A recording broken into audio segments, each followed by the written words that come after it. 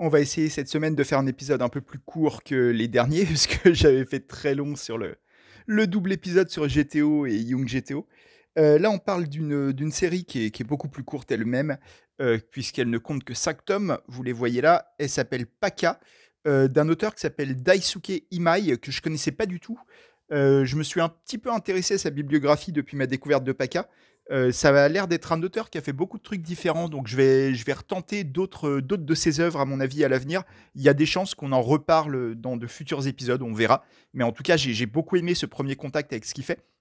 J'avais entendu parler de Paka, en fait, via les stories Instagram d'une chaîne YouTube que j'aime beaucoup, que je vous ai déjà recommandé une fois ou deux, qui s'appelle Complément Shoujo. Je vous mettrai le lien en description, qui est une chaîne qui s'intéresse principalement au shoujo, comme le nom l'indique, qui est une des chaînes YouTube du manga francophone, enfin, une des chaînes manga du YouTube francophone, plutôt si on remet les mots dans l'ordre, que je suis avec le plus d'acidité. Je vous recommande vraiment d'aller voir ce qu'elle fait. Voilà, c'est très intéressant et elle a souvent un point de vue qui change un petit peu des autres chaînes. Donc je trouve ça cool. Et elle avait parlé de Paka dans ses stories Instagram et ça m'avait intrigué, les dessins m'avaient plu. Donc je suis allé voir ce qu'il en était. J'ai beaucoup aimé moi-même. C'est une petite série, c'est pas un truc de ouf ce dont on parle aujourd'hui, mais c'est un truc vraiment qui m'a beaucoup touché. C'est sorti il y a pas longtemps, enfin il y a pas longtemps, il y a quelques mois, chez Mangetsu, tac tac tac, c'est 2020 au Japon, si je dis pas de bêtises, ouais c'est ça, 2020 au Japon, et début 2023 pour la France. Et c'est sorti, donc comme je disais, chez Mangetsu dans la collection Life, comme vous voyez, qui est une collection qui mérite qu'on fasse une petite parenthèse là en début de vidéo, parce que c'est la collection en réalité, donc qui s'appelle Life, comme vous le voyez sur la tranche, enfin sur le dos du livre, techniquement c'est le dos ce qu'on voit. C'est un terme un peu trompeur, mais c'est le dos. Life, c'est le label qui remplace chez eux ce que d'autres collections, ce que d'autres éditeurs auraient appelé shoujo. Je trouve que c'est une initiative intéressante parce qu'on a déjà parlé plusieurs fois des termes shoujo, shonen, seinen, tous ces termes qui sont en fait importés du Japon et qui n'ont de sens un petit peu que là-bas parce que c'est des termes qui sont associés aux magazines de pré-publication dans lesquels paraissent les mangas au Japon. En France, on les a importés, c'était pas forcément très heureux parce que ça a un peu divisé le truc dans la tête des lecteurs de mangas français. Shoujo, c'est les mangas pour filles, shonen, les mangas pour garçons, et ça se mélange pas trop, surtout pour les shoujo. C'est-à-dire, il y a très très peu de garçons, de lecteurs masculins, qui vont aller voir ce qui se passe dans le shoujo. Excusez-moi. Ça change un petit peu, mais pas tant que ça quand même. Donc ce terme a été un frein, je pense, au développement des mangas dits shoujo en France. Donc c'est intéressant de voir que Mangetsu essaye de mettre fin à ce label. Sauf que la logique va quand même pas jusqu'au bout, dans le sens où ils ont gardé en revanche les étiquettes de shonen et de seinen. Alors qu'en fait, je pense que le but serait peut-être de se passer de ces étiquettes-là, qui ont en fait très peu de sens en France. On en a déjà souvent parlé, hein. Je reviens sur ce truc-là, mais parce que c'est un automatisme qu'on a pris. Moi-même, hein, c'est mon cas. Excusez-moi, j'ai un chat dans la gorge. Euh, c'est mon cas aussi, ça m'arrive souvent de parler d'un manga, de le décrire en tant que shonen, que seinen, que shoujo. Mais c'est des mauvais réflexes en fait qu'on a pris, je pense, et qui ne servent pas forcément les mangas. Donc bon, c'est une piste de réflexion, mais en tout cas c'est intéressant de voir que Mangetsu appelle cette collection Life. De quoi parle Paka maintenant, puisqu'on est là pour parler de ça. Hop, je vais prendre le premier tome. Ça va parler, je vais vous montrer un petit peu derrière, ça va parler d'un nageur, un adolescent, ça se passe dans un lycée, c'est lui, qui est fort à la natation. Il est pas surdoué, mais il est vraiment fort à la natation. Elle est un peu surdouée, par contre, c'est un peu la boss du club de natation. Et on sent qu'il y a une petite intrigue amoureuse entre eux au départ, voilà. Ils se connaissent depuis l'enfance et il y a toujours une petite tension entre les deux. Sauf que ce mec-là qui s'appelle, voilà comment il s'appelle, Kei Suemori, on va l'appeler Kei. Kei, au début du manga, vraiment c'est le tout début, il s'entraîne pour battre sa pote, parce qu'en gros sa pote lui met un défi, enfin il se lance un défi l'un à l'autre, et il se dit que s'il arrive à la battre, il osera lui demander de sortir avec lui. Euh, il y a un truc qui se passe dans la piscine pendant il s'entraîne tout seul un matin, et en fait il commence à se noyer, et on voit tout de suite, dès les premières images, qu'il y a un truc paranormal. Vous voyez, il se passe un truc, il y a quelqu'un, on ne sait pas qui le regarde nager, qui met sa main dans l'eau, sa main devient un peu monstrueuse, et ça fait se noyer Kei, qui risque de mourir. Arrive à ce moment-là un autre personnage qui va débarquer à la page suivante. Là, vous voyez la noyade. Et quelqu'un plonge dans l'eau et va embrasser Kay. Vous voyez cette fille-là. Et va le sauver de la noyade en l'embrassant. Et vous voyez que en l'embrassant, elle va lui faire quelque chose. Elle va le transformer en Kappa. D'où le titre Paka, c'est Kappa à l'envers. Les Kappa, on en a déjà parlé dans un vieil épisode qui était un épisode sur ce manga très méconnu qui s'appelle Desperate Housecat Co. Je vous renvoie à cet épisode-là. C'est un épisode un peu triste parce que c'était le premier épisode après la mort de mon précédent chat. Voilà, Fantine. Et les Kappa, ouais, sont des créatures qui font partie du folklore japonais, qui sont des créatures liées à l'eau, c'est un peu des espèces d'hybrides humains-tortues, et qui ont une réputation. C'est pas ultra maléfique, c'est pas des créatures du démon, mais c'est un peu quand même, elles sont farceuses et c'est pas forcément des blagues très sympas. Donc y a un peu ce truc-là, voilà, et c'est les kappas, voilà, ça fait partie du folklore japonais, c'est une créature très très connue dont on entend souvent parler, que ce soit dans des mangas ou ailleurs, quoi. C'est vraiment une des créatures majeures du folklore et des vieilles légendes japonaises. Et donc cette fille-là, qui s'appelle elle, c'est bien, vous connaissez mon habitude de ne absolument pas retenir un seul prénom, Shizuku Kawano, la voici. C'est en fait une kappa qui est déguisée en humaine et qui en fait est une jeune kappa qu'on va découvrir rapidement être la princesse des kappas, qui avait envie de découvrir le monde. Parce qu'en fait, les kappas vivent un peu coupés de la société dans leur petit village, leur village caché des hommes. Et elle avait envie de parcourir le monde. Et donc, les 5 mangas vont raconter le rapprochement entre Kei et Shizano. Je vais garder ça de côté. Kei et Shizuku, j'y étais pas du tout. J'ai vraiment un problème, il faudrait que je prenne des notes. Ça va raconter le rapprochement de ces 2 personnages et en gros, il va y avoir une histoire d'amour qui va naître et qui va un petit peu former un triangle amoureux parce que si vous vous en souvenez, je vous avais dit que Kei était déjà un petit peu en bail amoureux avec son amie d'enfance, la championne de natation que vous voyez là. Donc, il y a tout un truc qui va se créer de triangle amoureux et surtout de découverte un peu de l'amour adolescent. Ils sont en seconde, c'est le début du lycée. Ils sont adolescents, mais ça commence à être la dernière époque de l'adolescence.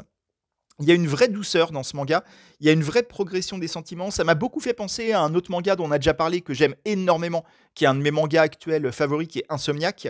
Il y a un petit peu ce même rapport au rythme, où ça avance lentement, où on voit vraiment les sentiments se développer tout doucement, sans à-coups, sans brusquerie, sans artificialité non plus. Il y a vraiment une vraie tendresse et une vraie réalité dans la manière dont ça se passe, même s'il y a tout le côté, je vais peut-être pas montrer ça, c'est pas du tout érotique hein, comme manga, mais bon, il y a 2-3 images nues que YouTube ne va pas aimer. Je sais plus ce que je disais, mais oui, il y a un truc, malgré le sous-texte, c'est même pas le sous-texte, mais le scénario un petit peu fantastique, ce rapport au kappa, à la transformation des corps et tout.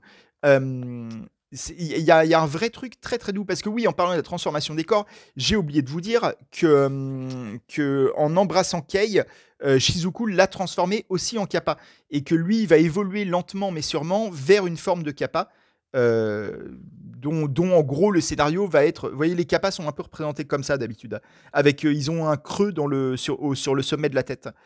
Et, oui, Kei va se transformer en kappa petit à petit, sauf s'il trouve un moyen avec Shizuku de se libérer on va dire, de cette malédiction qui lui a sauvé la vie vu qu'il se noyait. Mais voilà, il a pas envie de devenir un kappa, donc ils vont chercher des moyens qu'il ne se transforme pas. Là, vous voyez Shizuku se transformer, la forme humaine, la forme kappa. Et voilà, donc le scénario va tourner autour de ça et tourner aussi autour du mystère de. Au départ, on a vu, je vous ai montré les premières pages, on voit bien que c'est quelqu'un qui essaye de noyer Kei. Et ce quelqu'un qui a l'air lui aussi d'avoir des mains de kappa. Donc il y a toute une intrigue autour de ça. Est-ce qu'il y aura un autre kappa dans le lycée? Voilà, tout ça va former le scénario de Paka. Et ça va parler en filigrane, mais un filigrane très facile à voir quand même. Ça va parler de la puberté, de la naissance de l'envie sexuelle, de la sexualité adolescente, tout ça.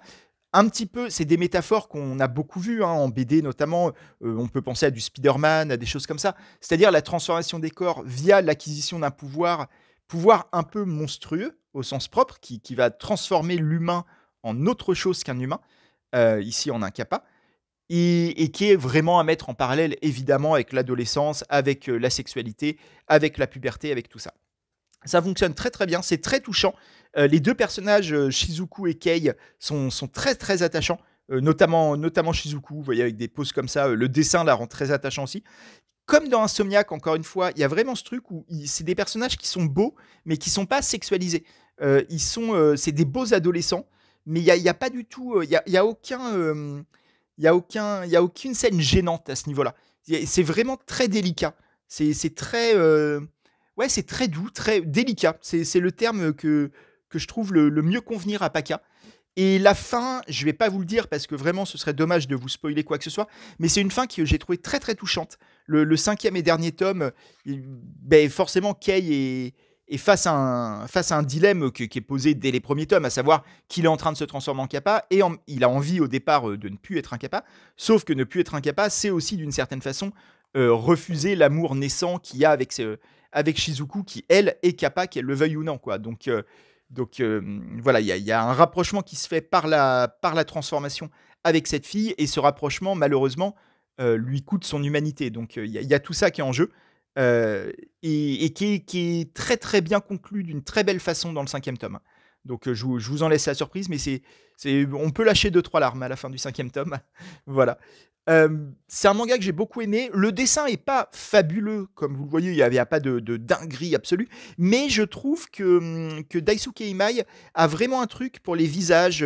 Il sait rendre ses personnages très attachants. Même les seconds rôles, il y a plein de seconds rôles dans leur classe au lycée, tout ça.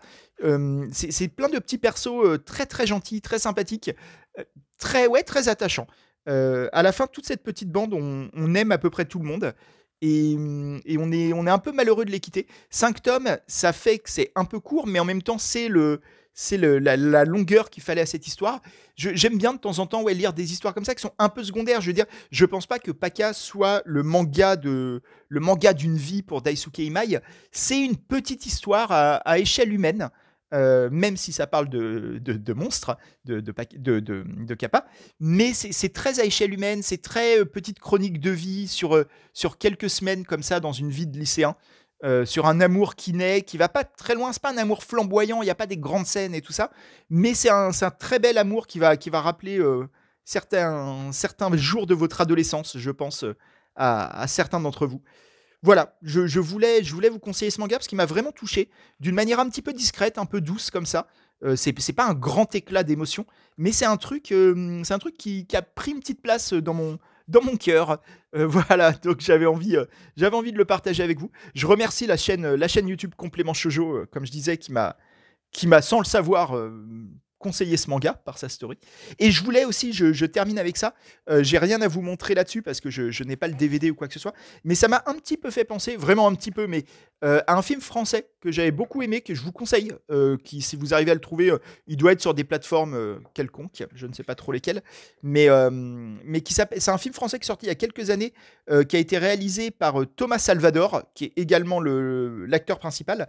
C'est un film qui s'appelle Vincent n'a pas d'écailles, et qui se passe, je crois, dans le sud de la France, si je me rappelle bien, et où on va suivre un mec, alors qui n'est pas un adolescent pour le coup, qui est adulte, qui a lui aussi des super pouvoirs liés à l'eau. Donc c'est pas un kappa, parce que c'est vraiment propre au Japon, la figure du kappa, mais il y a ce truc de rapport un petit peu de transformation grâce à l'eau, et il devient super fort en fait quand il est mouillé. Mais en même temps, c'est un mec qui a envie de vivre une vie discrète, sans histoire comme ça. Donc il y a un petit côté film de super-héros à la française, mais pas du tout parodique, et avec un côté très réaliste en fait. C'est vraiment inscrit dans le réel français. C'est un film que j'ai beaucoup aimé. C'est pareil, hein, c'est comme Paka. C'est pas des grandes œuvres qui vont marquer d'une pierre blanche l'histoire de leurs médias, mais c'est des œuvres à échelle humaine, hein, comme je disais, qui peuvent marquer en revanche les spectateurs ou les lecteurs. Et donc je vous les conseille l'une comme l'autre. Paka de Daisuke Imai, dont on a parlé, et donc le film Vincent n'a pas d'écailles de Thomas Salvador, qui est sûrement trouvable. Je pense qu'il a dû sortir, je sais pas, entre 2015 et 2020, dans ces eaux-là, je dirais. Voilà.